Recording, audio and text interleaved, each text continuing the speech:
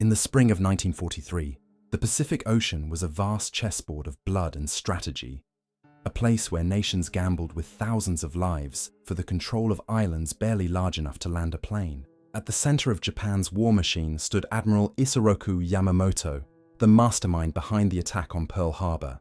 To the Japanese people, he was a national hero, the stoic architect of their early triumphs across the Pacific. To the Allies, he was the face of Japan's aggression, a man whose intellect and precision had cost the United States dearly on December 7, 1941.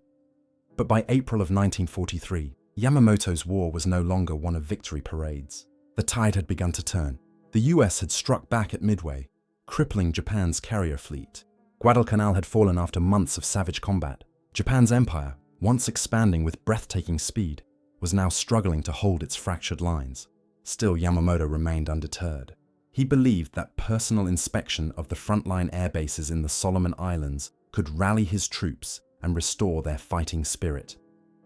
Unbeknownst to him, far across the Pacific, in a quiet room in Pearl Harbor, a small group of men were watching, not through binoculars or reconnaissance planes, but through radio waves and intercepted codes. These were the cryptanalysts of Station Hypo, the US Navy's secret intelligence unit.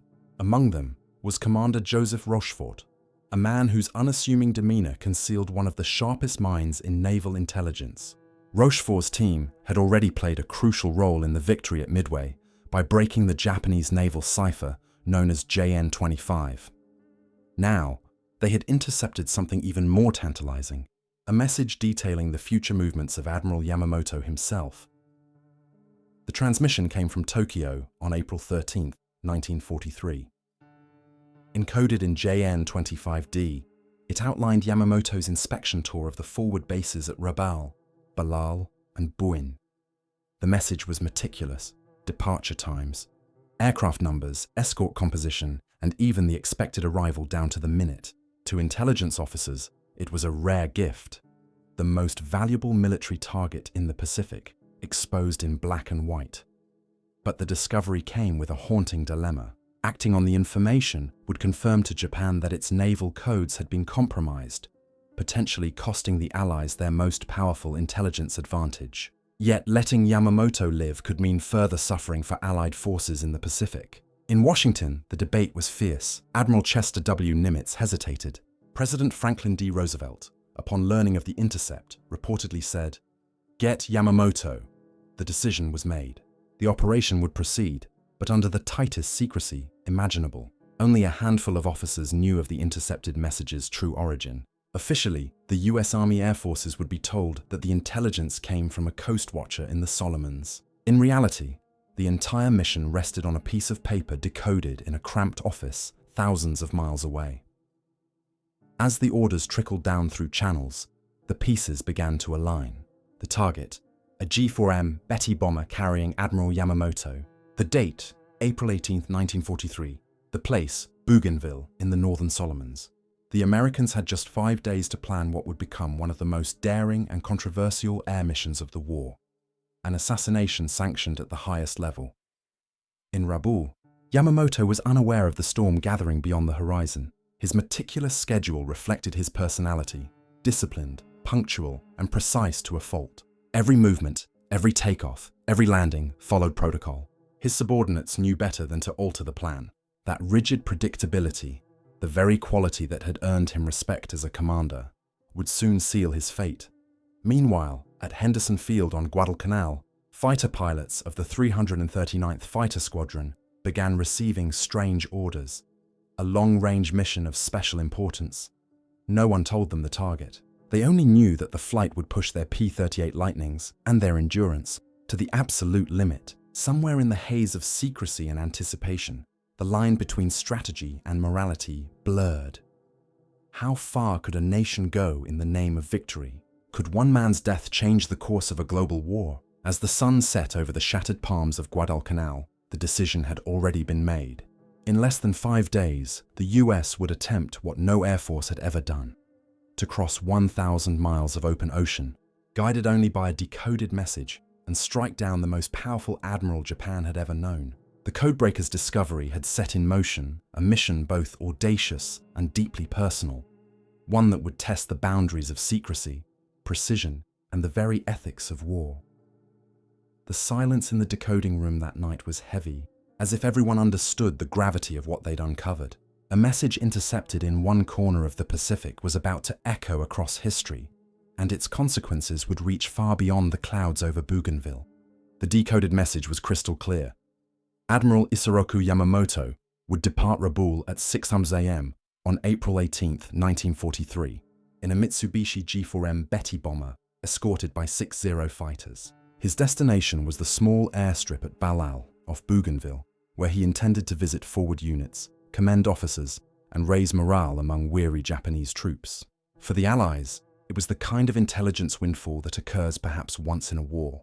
An enemy's most valuable strategist, airborne at a known place and time at Guadalcanal, orders came down under the title Operation Vengeance. The mission would be carried out by the US Army Air Forces, specifically the 339th Fighter Squadron of the 347th Fighter Group, 13th Air Force.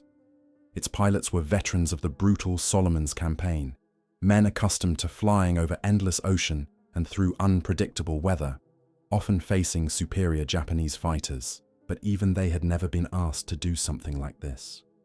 A precise intercept of a single aircraft over 400 miles from base, beyond the normal operational range of their planes.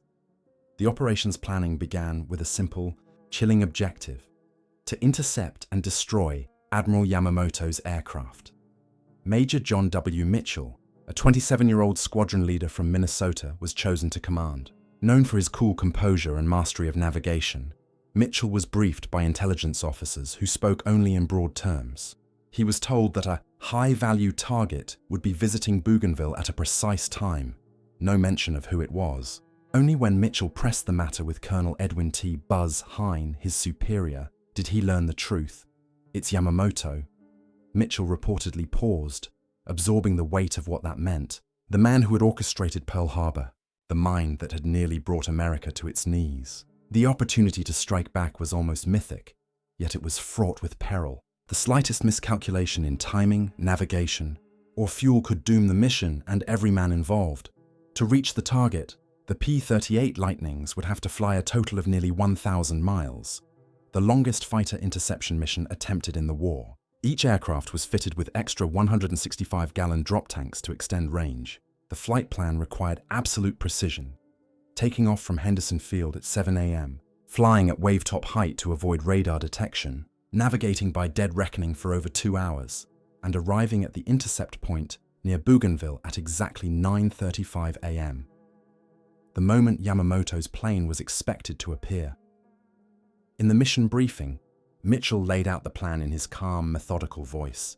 18 P-38s would participate. 4, led by Mitchell himself, would form the killer section, assigned to attack Yamamoto's bomber and its escort. The remaining fighters would fly higher as top cover, ready to engage any Japanese reinforcements. Every minute, every degree of course correction mattered. If we're off by 1 minute, Mitchell warned, we'll miss him by 10 miles. As mechanics loaded ammunition and secured the auxiliary fuel tanks, tension spread through the camp. Some pilots scribbled letters home. Others smoked in silence, staring at their planes. They knew that what lay ahead was not just another combat sortie.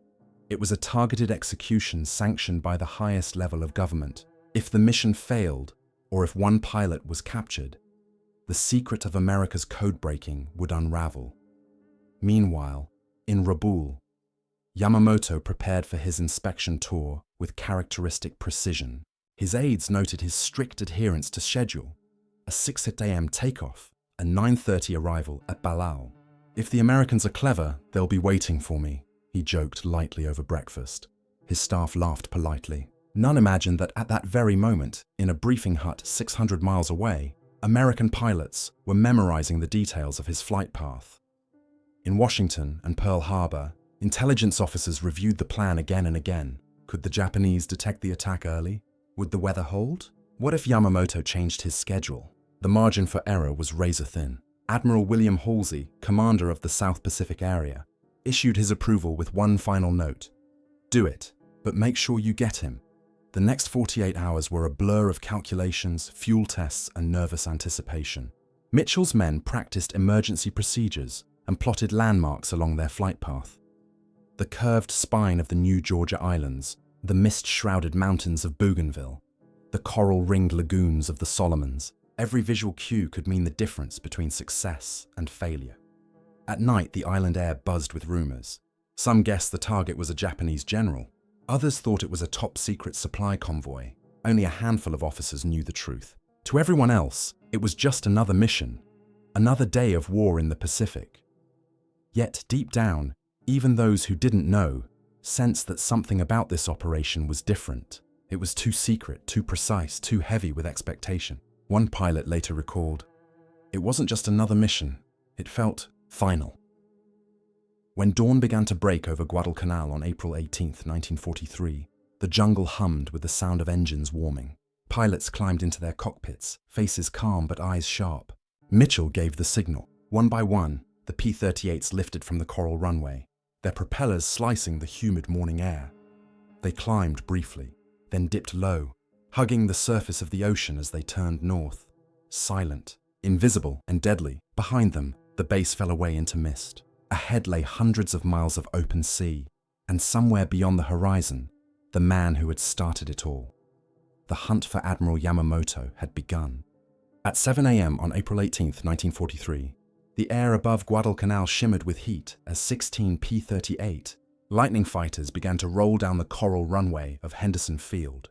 Each plane was armed with 50 caliber machine guns and a single 20mm cannon, their wings burdened with long-range drop tanks that gleamed in the rising sun. The pilots knew this flight was unlike any other. They were flying not only against the enemy, but against the limits of physics, fuel, and fate itself. Major John W. Mitchell led the formation. His co-leader in the killer section was Captain Thomas G. Lanphier Jr., flying alongside Lieutenant Rex T. Barber, both aggressive, confident pilots from Oregon. Their mission was brutally clear: find Yamamoto's aircraft and shoot it down. For operational security, even the most experienced among them didn't carry written maps or radio codes that could reveal their objective if captured. Every turn, heading, and fuel calculation was memorized.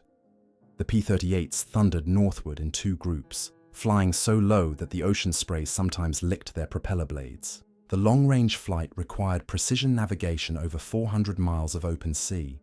No landmarks, no visual horizon, only compass, stopwatch, and dead reckoning. Major Mitchell later recalled, "We were flying blind, but the math was everything. If we were 1 minute late, we'd miss him by 10 miles. If we were early, the Zeros would catch us first."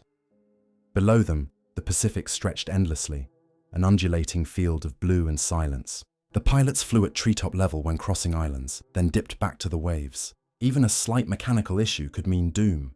There would be no rescue if a plane went down in Japanese-held waters. For 2.5 tense hours, the formation roared northward at nearly 200 miles per hour, their fuel gauges ticking steadily downward. At precisely 9:34 a.m., Mitchell called for a climb to attack altitude. The coastline of Bougainville emerged from the haze ahead, a jagged ribbon of jungle and coral lagoons. The pilots ascended to 1,000 feet, hearts pounding, eyes searching the skies. Then, suddenly, Lieutenant Doug Canning's voice crackled over the radio. "Bogies! 11 o'clock, high!" Far in the distance, 2 G4M Betty bombers glided along the coast, escorted by 6 Mitsubishi A6M0 fighters. It was exactly as the decoded message had predicted. Yamamoto's plane was flying low at about 4,500 feet, heading south toward Balale. Mitchell barked orders. The killer section would dive in. The rest would climb to engage the escorting Zeros. In that instant, months of planning and secrecy erupted into action. Mitchell, Lanphier, and Barber banked sharply, their P-38s screaming into a high-speed descent. Barber focused on the trailing bomber, the one carrying Admiral Matome Ugaki, Yamamoto's chief of staff, while Lanphier swung wide to cut off the lead aircraft. The sky became chaos. Tracers streaked, engines howled, and vapor trails twisted like smoke in a furnace. Lanphier climbed steeply, then dove through the formation of Zeros, firing in short bursts. "I got a hit on the lead bomber," he later claimed. Below, Barber pressed in close on the second G4M, firing his 20mm cannon at point-blank range. Flames erupted from the right engine, and the bomber began to spiral. "It went straight into the jungle," Barber recalled. No explosion, just a plume of smoke. Witnesses on the ground later confirmed the crash site.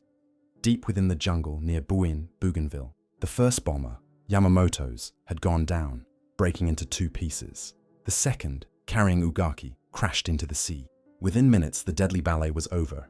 Barber, his ammunition spent, pulled away and rejoined the formation.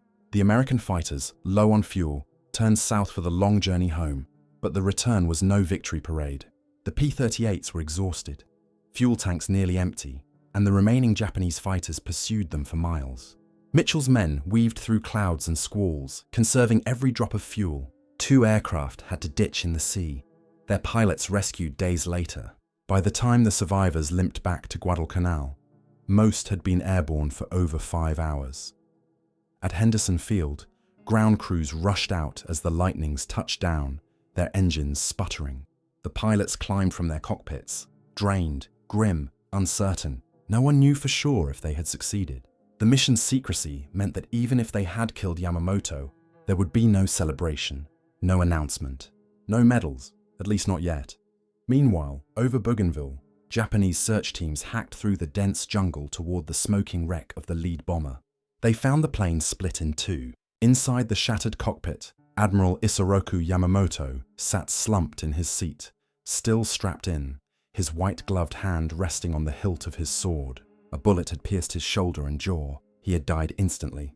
The discovery shocked the searchers into silence. For the Japanese Navy, the loss was almost unthinkable.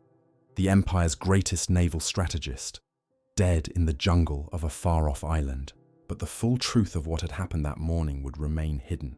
The Japanese High Command announced his death weeks later, calling it a heroic death in combat. They never suspected that their most closely guarded communications had been the key to his downfall. Back on Guadalcanal, the men of the 339th were told little. The operation had been successful, but they were warned. This mission never happened. There would be no mention of code breaking, no acknowledgement of the intelligence coup that made it possible, only a quiet understanding among those who flew that day, that they had been part of something extraordinary, and that secrecy would be their only medal.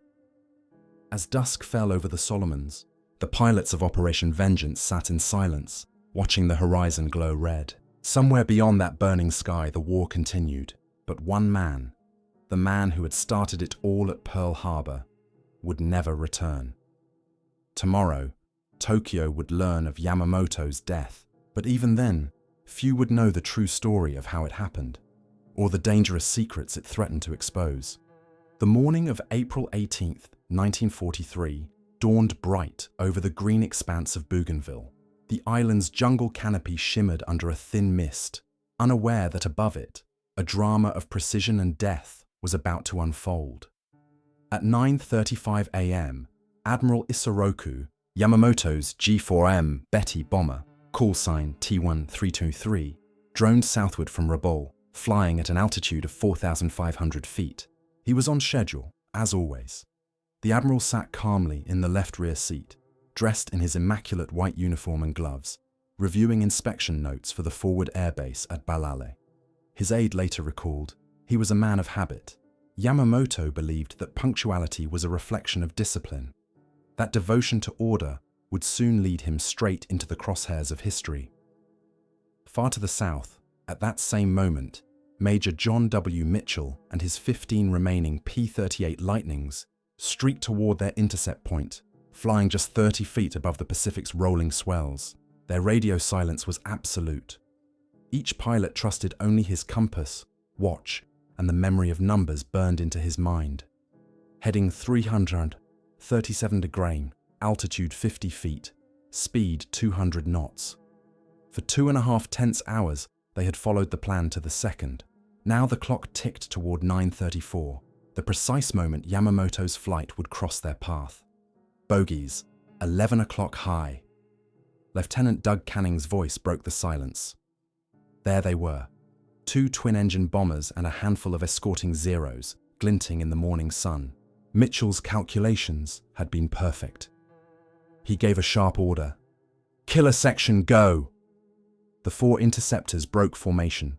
Captain Thomas Lanphier swung high and wide, drawing the Zero's attention. Lieutenant Rex Barber dove low, aiming directly at the lead bomber, Yamamoto's. It was a textbook ambush, executed with deadly precision. The Japanese formation had no warning until it was too late. At 9:43 a.m., the first tracers flashed across the sky. Barber closed in to within 100 yards, his guns blazing. His rounds ripped through the Betty's right engine, sending a trail of smoke across the jungle below. Inside, Yamamoto's aide shouted for evasive action, but the bomber was already crippled. The right wing erupted in flames. Moments later, the aircraft's nose dipped, banking hard left before disappearing beneath the treetops. A thunderous crash echoed across the forest. The Admiral's plane was gone. Lanfear, circling above, turned his attention to the second bomber, that of Chief of Staff Motome Ugaki. He fired several bursts, claiming hits before the plane plunged seaward, trailing black smoke. 2 Zeros dove in retaliation, forcing Lanfear to break off and climb sharply. "They came at me head-on," he later recalled. "I could see the red circles flashing past my canopy." Barber, meanwhile, climbed out of the valley, his ammunition spent, the mission's purpose fulfilled. Below him, the jungle burned. For the Japanese, the attack came with terrifying suddenness. The escorting Zeros fought valiantly, but were outnumbered and outmaneuvered. Lieutenant Kenji Yanagiya, one of Yamamoto's escorts, saw the Admiral's bomber disappear into the trees and tried to follow it down, only to be driven off by pursuing P-38s. "I wanted to find him," he said years later, "but the sky was full of Americans, and we were losing fuel." Within 10 minutes, the encounter was over. Both bombers destroyed, at least 2 Zeros lost, and the American fighters breaking away to the south. The P-38s flew low and fast, conserving fuel for the long return to Guadalcanal. They had been in enemy skies for only minutes, yet the entire war seemed to pivot in that brief moment. The man who had masterminded Pearl Harbor, the architect of Japan's naval doctrine, was dead. On the ground, it took hours for the Japanese to locate the crash site. A search party led by Lieutenant Hamasuna pushed through the dense jungle of Buin, guided by smoke and the faint smell of burning fuel. When they arrived, they found the IE wreckage scattered across a hillside, the twisted fuselage half buried in mud. There were no survivors. In the cockpit sat Admiral Yamamoto, still strapped in his seat, his white gloves stained but intact. He had died instantly, struck by a single bullet to the head and another to the shoulder. The soldiers stood in silence. They removed his body with care, wrapping it in a blanket. A photographer quietly took several images that would never be released until decades later. His aides found his sword, his pistol, and a small wooden box containing his personal seal. They carried him back through the jungle in solemn procession. One young officer wept openly, whispering, "The gods have turned their faces from Japan." By late afternoon, reports reached Rabaul. Chief of Staff Ugaki, miraculously rescued, from the sea delivered the grim confirmation. Yamamoto was dead. Shock rippled through the Japanese Navy. The announcement was withheld from the public for over a month while Tokyo tried to process the loss. The Imperial General Headquarters feared a collapse of morale. When the death was finally revealed, on May 21, 1943, it was framed as a heroic sacrifice, killed in aerial combat, leading his men into the fray. In Washington, news of the mission's success spread quietly through the halls of military intelligence.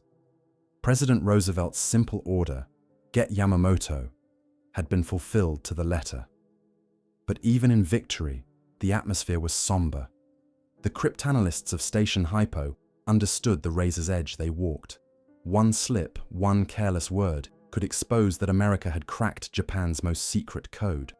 The official report credited Coast Watcher Intelligence for locating Yamamoto, a cover story that would hold for decades. That night, Major Mitchell filed his after-action report, brief and clinical. Target intercepted as planned. 2 bombers destroyed. Own losses, none. He didn't mention the name Yamamoto. The pilots were told to keep silent. Even among themselves, they spoke in half sentences. Barber later said, "We knew what we'd done. But we couldn't tell anyone. Not our families. Not even our squad mates. It was history's secret for years. Yet beneath the quiet professionalism lay something deeper. An unspoken recognition that they had crossed an invisible line. Operation Vengeance had succeeded militarily, but it raised haunting questions. Was it a strike of justice or assassination?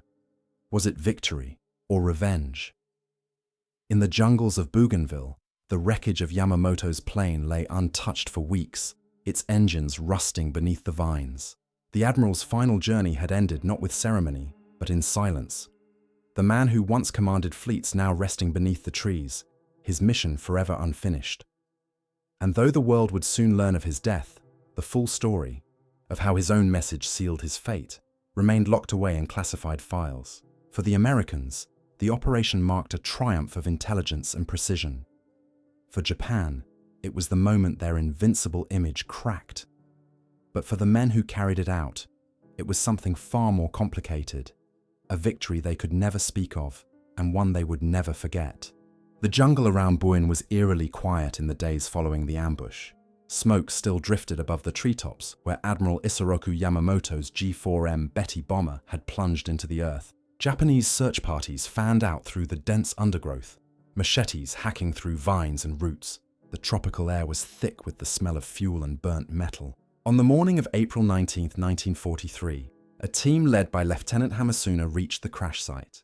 The wreckage was spread over 100 yards, a grotesque reminder of the violent impact.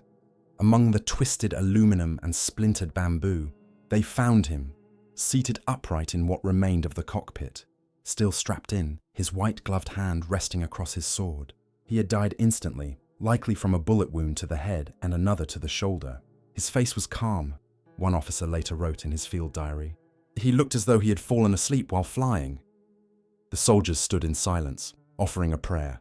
None dared speak the obvious truth. Japan's most brilliant naval commander, the man who had shaped their empire's destiny, was gone. They wrapped Yamamoto's body in a blanket and carried it out of the jungle on a bamboo stretcher. His adjutant, Lieutenant Commander Kamachi, ordered that the site be guarded until every piece of wreckage was recovered. The aircraft's tail number, T1323, was confirmed, and his personal effects were catalogued: a ceremonial katana, a gold pocket watch, and a small notebook filled with handwritten notes on fleet morale. Even in death, Yamamoto's precision was evident. His last entry read simply, "Rabaul to Balal inspection tour, morale critical." When the body was brought back to Rabaul, Chief of Staff Matome Ugaki, who had survived the second bomber's crash, wept openly. "We have lost the soul of the Imperial Navy," he said to the assembled officers. The next morning, Ugaki personally escorted Yamamoto's remains aboard a cruiser bound for Tokyo. To preserve morale, the voyage was conducted in secrecy. The crew was told only that they were carrying a high-ranking officer. Meanwhile, in Tokyo, the Imperial General Headquarters received the coded report. The shock was immediate and profound. Prime Minister Hideki Tojo reportedly sat in silence for several minutes after reading the message. The news was deemed too devastating to release immediately. Instead, the government ordered a month-long delay to prepare the nation for the loss. Even Yamamoto's family was not told the truth until late April. During that time, his death became the subject of quiet rumor among naval officers. Some whispered of betrayal. How could the Americans have known his exact flight schedule? Others suspected coincidence, believing it was simply bad luck. No one imagined that a US cryptographic team in Pearl Harbor had been listening all along. The Japanese military code, thought to be unbreakable, had betrayed its master. On May 21, 1943, the government finally made the announcement. Radio Tokyo broadcast the words with solemn dignity. Admiral Isoroku Yamamoto died a heroic death in aerial combat over the Solomon Islands, leading his men into the fray.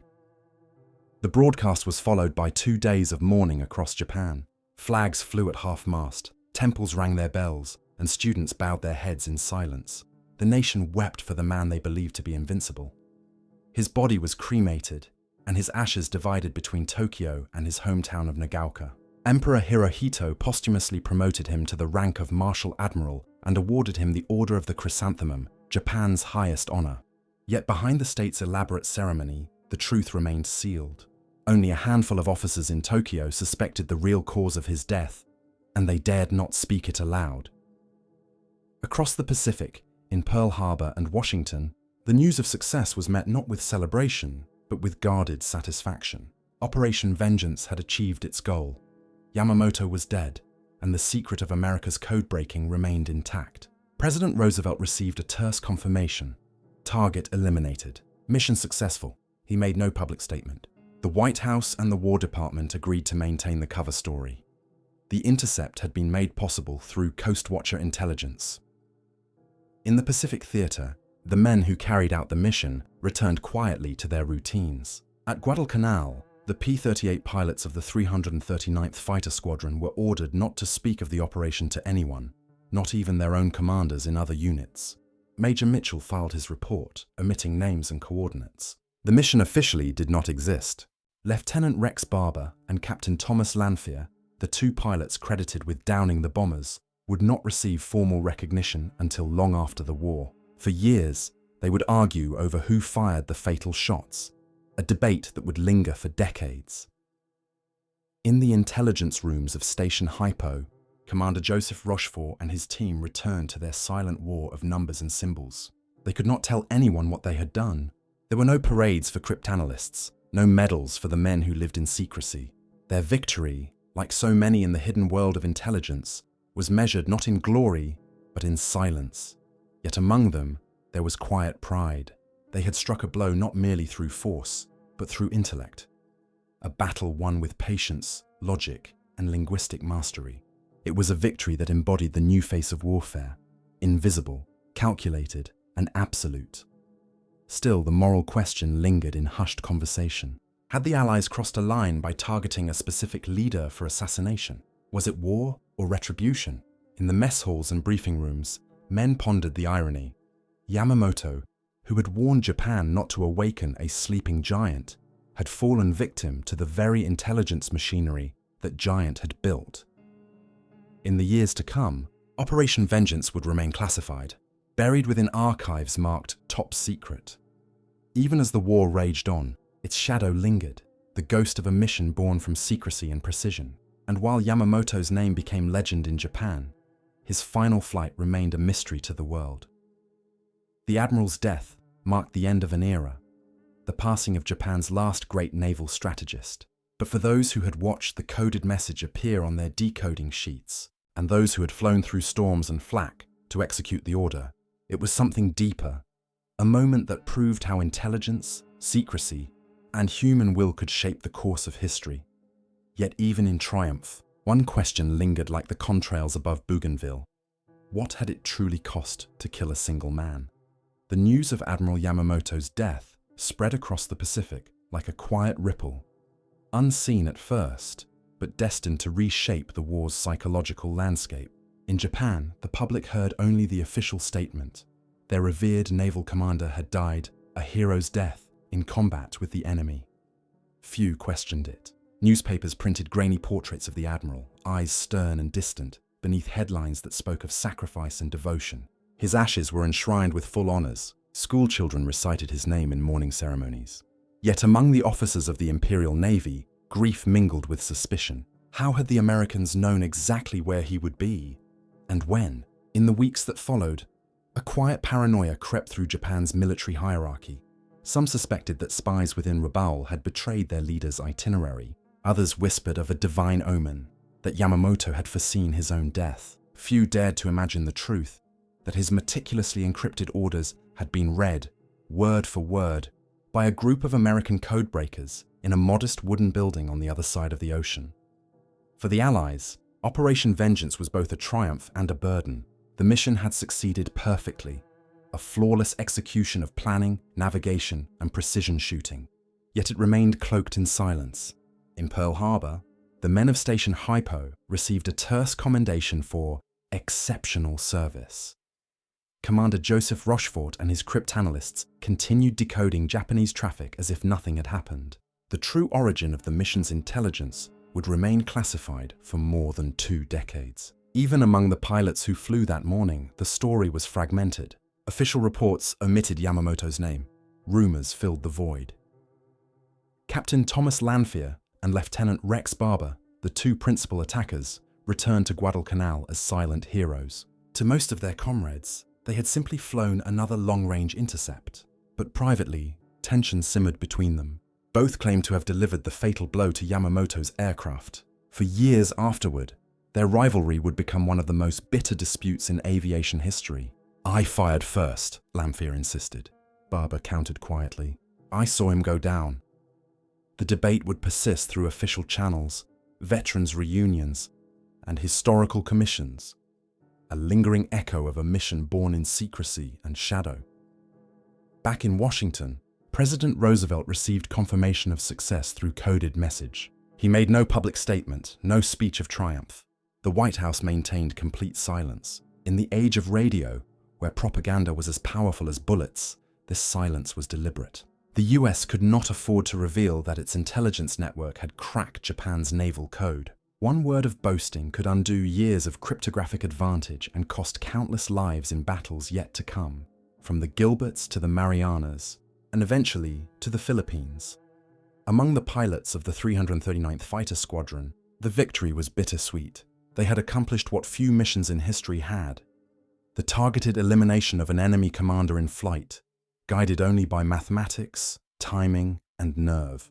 Yet for all their courage, there was no fanfare, no official photos, no parade. Theirs was a silent war, a war of precision and secrecy that would never make headlines until long after peace returned.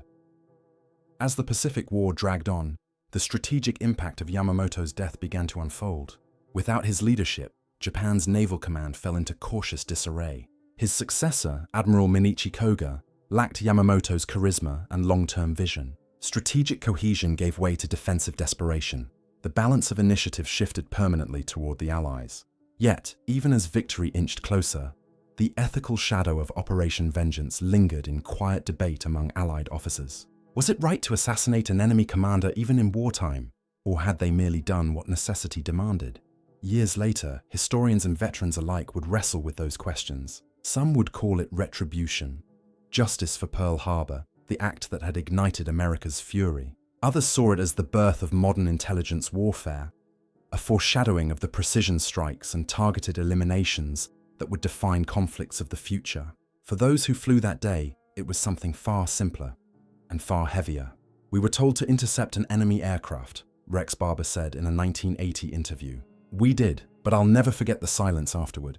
In Japan, Yamamoto became myth. To his countrymen, he was the reluctant warrior, the Harvard-educated Admiral who had warned that war with America would run wild for 6 months before turning against Japan. He had been right. His ashes rested partly in Tokyo's Tama Cemetery, partly in his hometown of Nagaoka, where each April, cherry blossoms fall softly over a modest monument inscribed with his words: "A man's life should be as a line drawn in water, clear, fleeting, and without regret." By the time the truth of Operation Vengeance was finally declassified in the 1960s, the world had changed. The Pacific had long since turned quiet. Jet aircraft now ruled the skies once patrolled by propeller-driven lightnings. The men who had flown the mission were grey-haired, their memories vivid but softened by time. When historians asked if they regretted it, most said no. "We did what we had to do," one pilot remarked. "That's what war is, like decisions that never leave you." Today, the wreckage of Yamamoto's plane still lies in the Bougainville jungle, moss-covered and solemn, a relic of the moment when war and intelligence became one. Visitors who trek there describe a haunting stillness, the skeletal remains of an aircraft that changed the course of a nation. A single bullet hole still marks the cockpit's frame, where the Admiral met his end. The jungle has reclaimed much of it, but the silence remains. The fall of Admiral Yamamoto was more than a mission. It was the intersection of strategy, secrecy, and human will, the point where invisible words on a code sheet shape the fate of nations. It revealed both the brilliance and the cost of intelligence warfare, a new kind of battle fought not only in the skies, but in the shadows of the human mind. And though Operation Vengeance ended with victory, its echoes still linger, in the questions it raised, the silence it demanded, and the quiet jungle grave of a man whose precision became his undoing.